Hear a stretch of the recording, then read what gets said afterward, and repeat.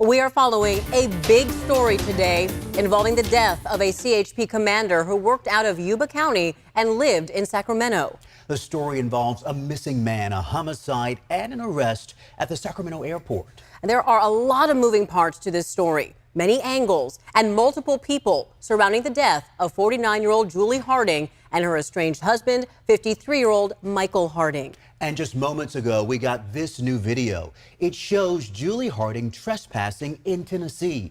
Keep in mind, that is the crime she was arrested for 2 days before she was found dead.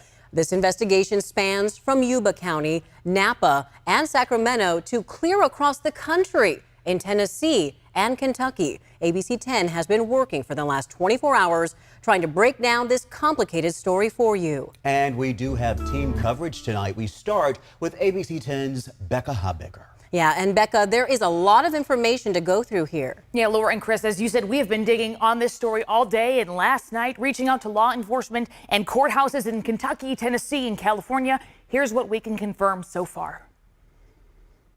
Michael and Julie Harding got married in January of 2019. Court documents show they separated back in May of this year. 4 months later, on September 23rd, Michael Harding went missing. At this point, he was living in Salina, Tennessee.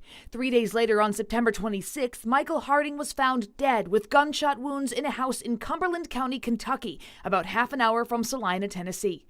2 weeks later, on October 10th, Michael Harding's girlfriend, Natasha Davis, filed a police report saying Julie Harding had trespassed on her property in Murfreesboro, Tennessee, where Davis lives. ABC 10 obtained this Ring camera video from the alleged incident. Davis says Julie Harding took a dog Julie and Michael Harding had owned together. 3 days later, on October 13th, Natasha Davis filed another police report saying Julie Harding was harassing her. Davis said her Netflix account had been hacked and her family accounts deleted. In their place was one account for Davis with a photo of a monkey and another account named Julie with a photo of an angry princess.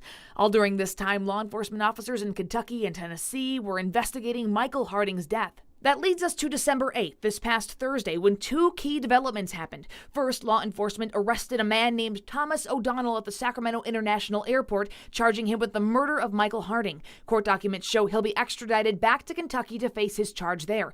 But as of Wednesday afternoon, O'Donnell was still shown as in the custody of the Sacramento County Sheriff's Office. We're working to learn more about O'Donnell and any connection he may have had to the Hardings. The same day in Tennessee, Julie Harding was arrested for criminal trespassing on Natasha Davis's property. She was released that same day. 2 days later, this past Saturday, Julie Harding was found dead in Tennessee. Law enforcement says there was no foul play. CHP also tells us Harding was on leave at the time of her death. Harding joined CHP in 1999 and had been a commander for CHP's Yuba-Sutter area since 2018, the CHP told ABC 10. I feel bad for his kids, his grandkids, and his mom.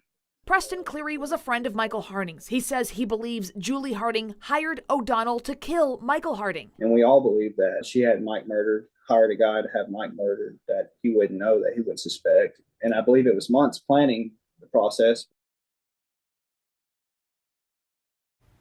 We want to note 2 others speaking with the Appeal Democrat today say they don't believe Julie Harding would kill Michael Harding and say any accusation that she's behind her estranged husband's death just doesn't ring true to them. But Chris, we did want to mention this because that is something that is out there in the ether. People are talking about that possibility. So certainly folks on both sides. And I know we're working with our sister station in Kentucky to learn more about this developing story. Yes, this truly is a cross-country investigation that we're bringing you and will continue to bring you as there is more information available. Our Becca Habecker starting us off tonight. Becca, thank you.